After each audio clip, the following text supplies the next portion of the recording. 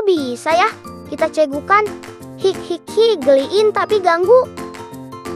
Cegukan terjadi saat diafragma, otot di bawah paru-paru, tiba-tiba kejang. Napas kita terputus sebentar dan muncullah suara khasnya, hik.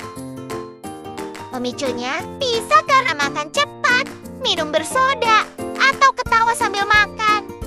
Perut kaget, diafragma ngamuk. Cara ngilanginnya, coba tahan napas sebentar, minum air perlahan, atau minta teman bikin kamu kaget. Tapi jangan berlebihan ya. Cegukan emang ganggu. Tapi itu cara tubuh kasih sinyal. Pernah cegukan lama? Ceritain di komentar ya. Klik like biar cegukannya kabur. Dan subscribe buat fakta seru lainnya.